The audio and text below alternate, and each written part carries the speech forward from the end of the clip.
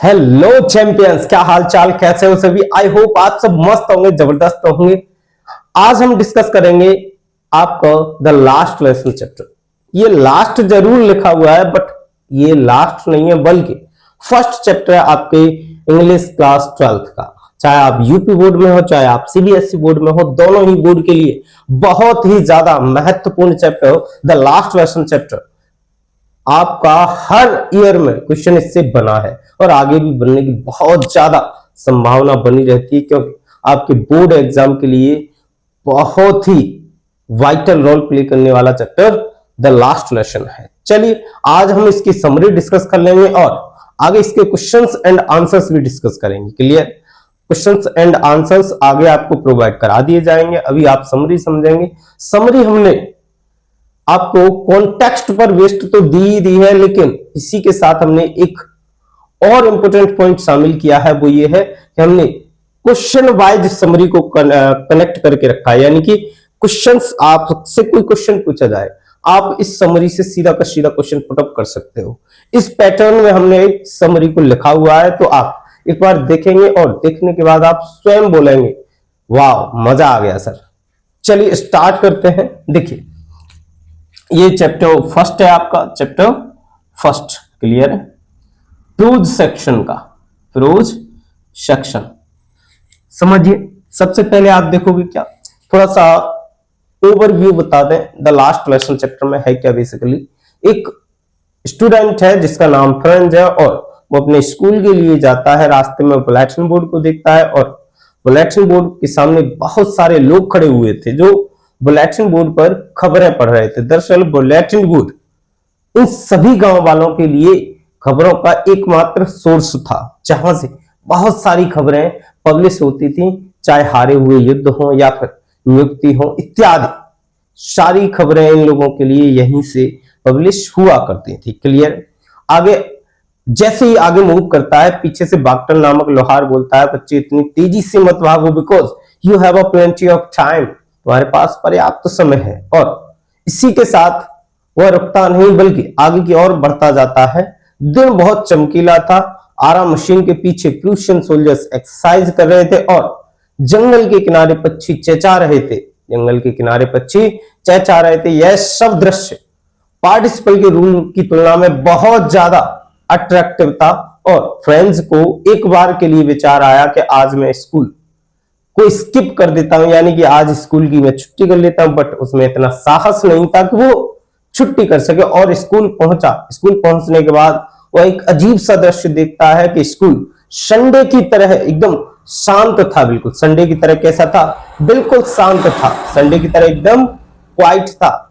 और क्लास में जैसे ही एंटर होता है तो एम सर बोलते हैं, आओ फ्रेंड चुपचाप अपनी सीट पर बैठ जाओ, हम तुम्हारे बिना ही क्लास शुरू करने वाले थे। जैसे ही वह फ्रेंड्स अपनी सीट पर बैठता है, वह एक अजीब सा दृश्य देखता है कि सामान्यतः पीछे वाली बेंचें खाली होती थी, लेकिन उस दिन वे बेंचें सभी भरी हुई थी। उस दिन वो सभी बेंचें भरी हुई थी क्योंकि उन सभी बेंचों पर गांव के भूतपूर्व मेयर, पोस्ट मास्टर इत्यादि लोग बैठे हुए थे। और एम सर आज अपनी फ्रिल्ड शर्ट और तिकोने वाली टोपी पहने हुए थे। सामान्यतः वह ये कपड़े पहनते नहीं है, एक्सेप्शन यानी कि अपवाद के लिए वह पहनते हैं ये कपड़े कॉपियां चेक करने के समय या फिर किसी स्पेशल ओकेजन पर।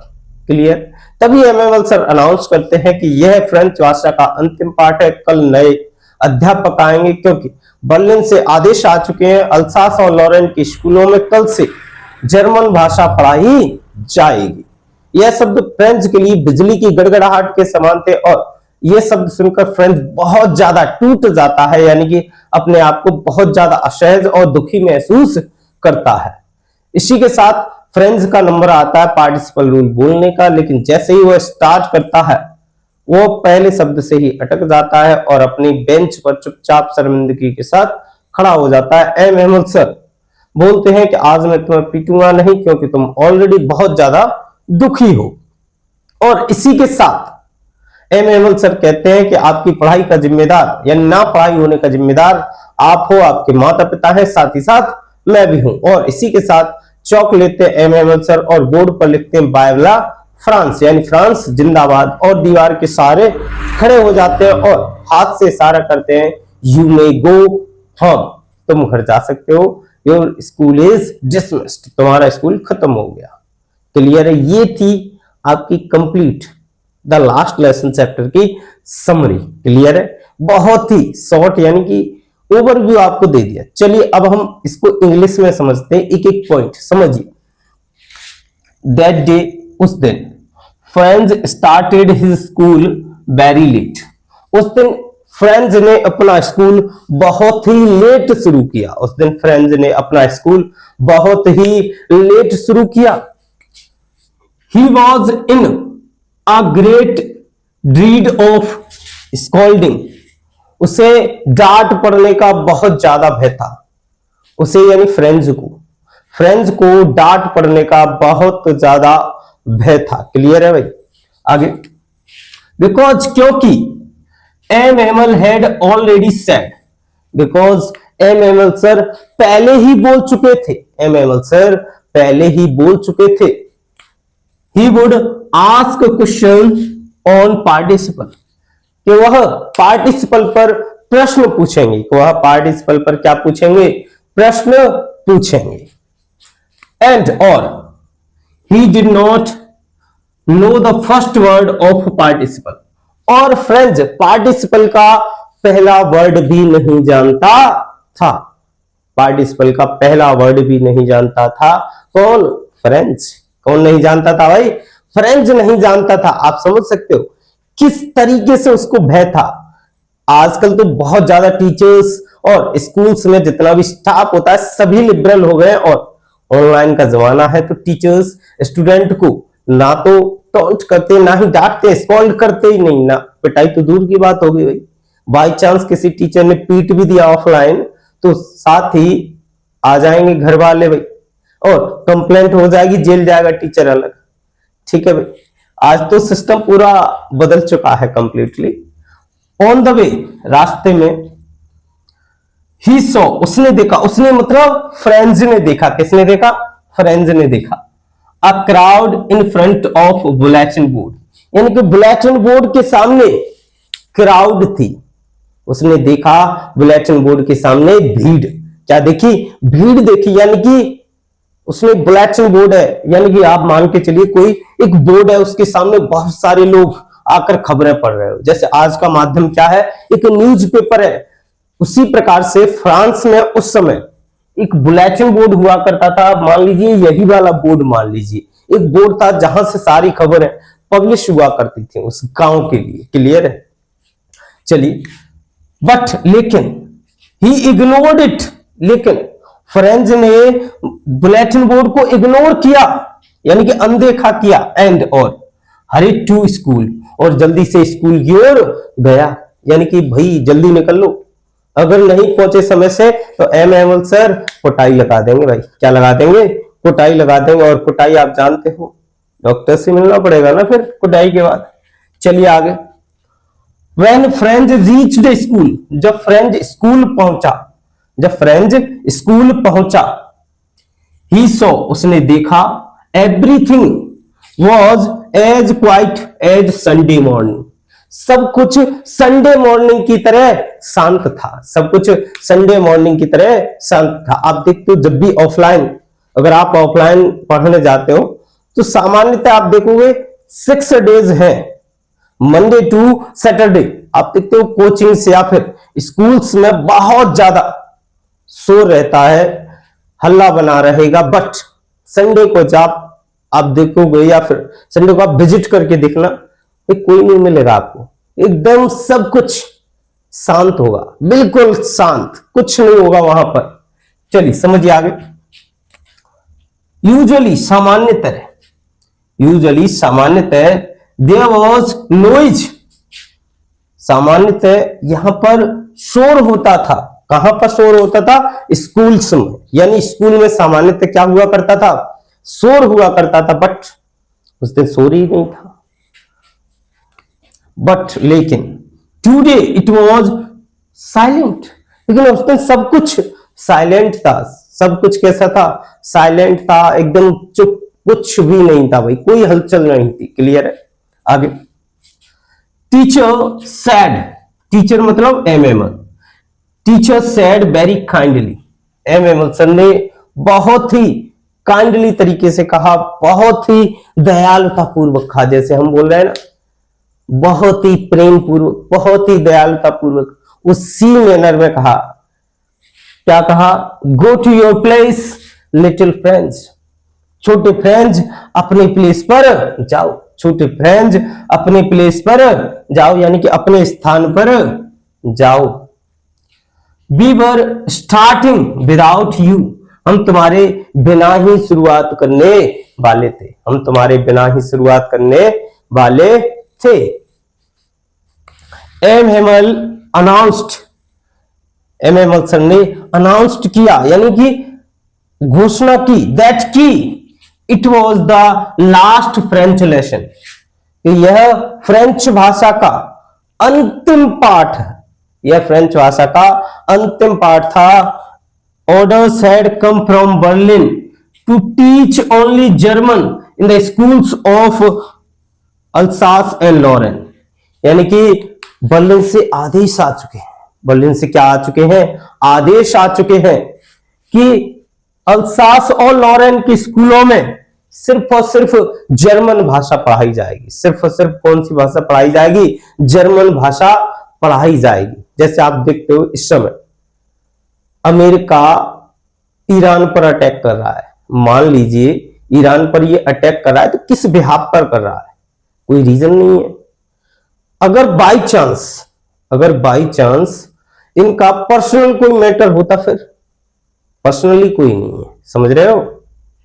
समझिए इधर, these words were thunder clap for him, ये शब्द उसके लिए बिजली की गड़गड़ाहट थे, यानी कि ये शब्द फ्रेंच के लिए बिजली की गड़गड़ाहट के समान थे, बिजली की गड़गड़ाहट के समान थे। अब देखिए यहां से क्वेश्चन कैसे बनेगा वो और एक बार समझ लीजिए, देन हम आगे मूव करते हैं, आगे की समरी अगेन आपको एक्सप्लेन करते हैं। समझिए थोड़ा सा, जैसे आपको क्वेश्चन यहां से पूछा जा सकता है क्या?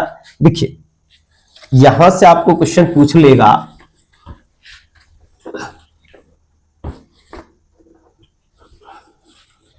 देखिए क्वेश्चन पूछेगा जैसे what happened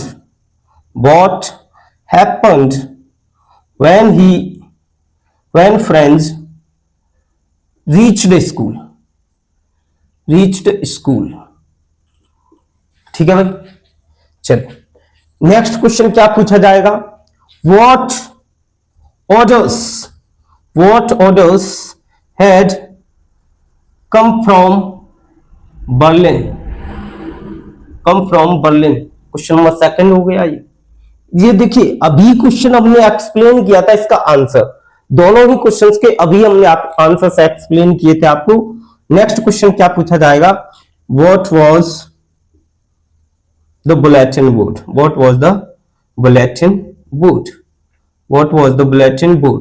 in bulletin board क्या था? अरे बुलेटिन बोर्ड क्या था? Bulletin board the only source of information for peoples या फिर विलेजर्स। अब आपको बताना है कि यहां से क्या क्या होता था, तो आपको पता है हारे हुए युद्ध हो या फिर नियुक्ति हो, सारी अच्छी बुरी खबरें इनकी इसी के माध्यम से पब्लिश हुआ करती थी। क्लियर है बात? चलिए आगे नेक्स्ट क्वेश्चन क्या पूछा जाएगा भाई? Next,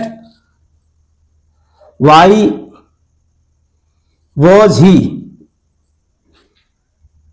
in a great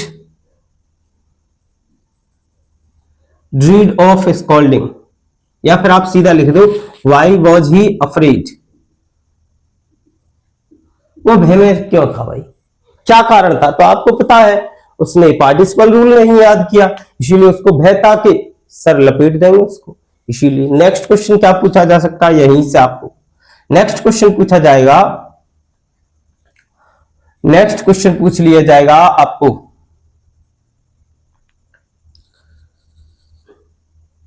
does he know about participle rule, यानी कि क्या वह पार्टिसिपल रूल के बारे में जानता था? क्या फ्रेंच पार्टिसिपल रूल के बारे में जानता था? ये सारे क्वेश्चन आपको पूछ लिए जा सकते हैं आपके एग्जाम में। क्लियर है बात? चलिए आगे समझिए। आगे हम द लास्ट लेसन चैप्टर में जो रेस्ट समरी है उसको डिस्कस करते हैं। देखिए समझने की कोशिश करोगे। ही noticed in the sense French ने नोटिस किया दैट की the last benches of the class were full of blazers, यानी कि पीछे की बेंचें ब्लेजर्स से भरी हुई थी, यानी गांव वालों से भरी हुई थी। आप एक बात यहां पर समझने का प्रयास करोगे। देखिए यहां पर आप क्या समझोगे, जैसे ये है फुल के साथ प्रीपोजिशन ऑफ आता है, बट यहीं पर आ जाए फील्ड के साथ प्रीपोजिशन विद आता है। देखिए ये ग्रामर का कॉन्सेप्ट है, कहीं ना कहीं आपको ये हेल्प करेगा आंसर राइटिंग में। देखिए and M Hamel bore his frilled shirt, M Hamel sir ने पहनी हुई थी, फ्रिल्ड शर्ट पहनी हुई थी, यानी कि अपनी झालरदार शर्ट पहनी हुई थी, एंड और कैप भी पहनी हुई थी।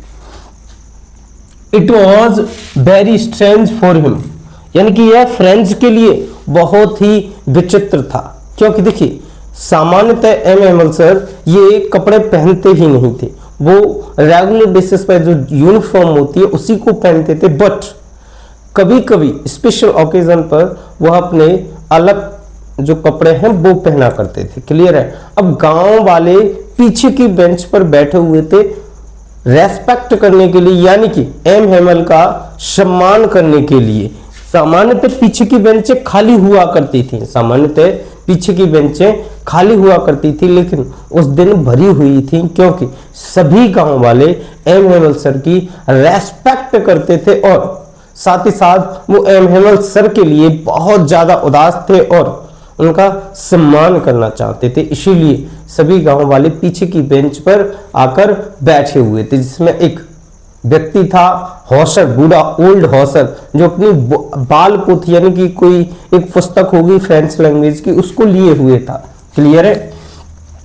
यूजुअली सामान्यतः all these things did not happen in school, सामान्यतः ये सारी घटनाएं स्कूल में नहीं हुआ करती थी, सामान्यतः ये सारी घटनाएं स्कूल में नहीं हुआ करती थी। फ्रेंच ने रियलाइज किया यानी महसूस किया the important of his language, यानी कि फ्रेंच ने महसूस किया इम्पोर्टेंस ऑफ हिज लैंग्वेज, यानी अपनी मातृभाषा या फिर भाषा का महत्व, यानी कि महसूस हुआ कि भैया मेरी मातृभाषा मेरे लिए बहुत ज्यादा आवश्यक है। एंड फेल्ट यानी उसने बहुत ज्यादा दुख महसूस किया फॉर नॉट लर्निंग सीरियसली, बहुत ही ध्यान से ना पढ़ने के लिए वह बहुत ज्यादा उदास हुआ, बहुत ज्यादा दुखी हुआ कि भैया मैंने अपनी अच्छे से पढ़ाई नहीं की। ही अंडरस्टूड, वह समझ गया दैट की he had wasted his time, कि उसने अपना समय नष्ट किया। एट लास्ट, अंत में एम हेमल सर ने एक्सप्लेन किया दैट की French is the most beautiful and the most logical and the clearest language in the world, यानी कि संसार की सबसे सुंदर, सबसे तर्कसंगत और सबसे स्पष्ट भाषा है French.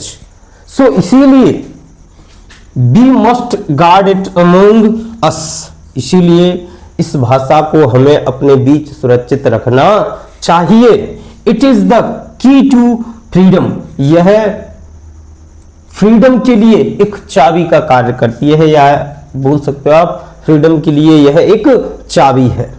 M Hamel took a piece of chalk, M Hamel sir ने एक टुकड़ा पीस का लिया यानी चौक का लिया, एंड और he wrote on the blackboard, और ब्लैकबोर्ड पर लिखा बाय ला फ्रांस, यानी फ्रांस जिंदाबाद। School is dismissed, your school is dismissed. He gestured, यानी उन्होंने इशारा किया, he gestured your school is dismissed, यानी कि उन्होंने इशारा किया तुम्हारा स्कूल खत्म हो गया है। आई होप आपको ये समरी सारी समझ आई होगी। अब जो जो इंपॉर्टेंट क्वेश्चंस आपके बन सकते हैं एग्जाम के लिए वो सारे एक बार हम बता देते हैं, और इसके बाद हम आपको आंसर राइटिंग करना भी इसमें बताएंगे। समझिए कौन कौन से क्वेश्चंस आपको पूछे जा सकते हैं। देखिए इधर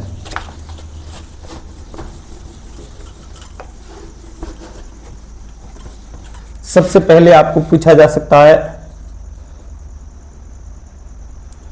what was the importance of language, यानी कि लैंग्वेज की इंपॉर्टेंस क्या है। Next question, what did M. Hamel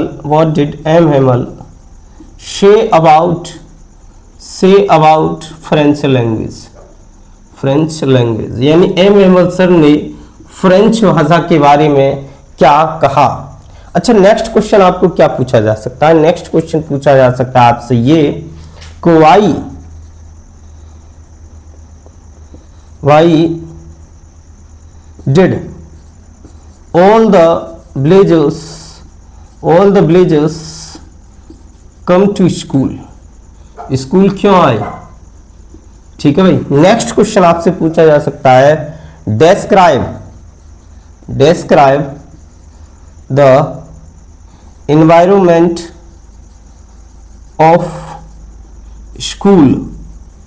school का environment describe करो। अच्छा, नेक्स्ट क्वेश्चन क्या पूछा जा सकता है आपके अकॉर्डिंग नेक्स्ट क्वेश्चन क्या पूछा जा सकता है, जल्दी से बताइए भाई। नेक्स्ट क्वेश्चन आपको पूछा जा सकता है why was French said,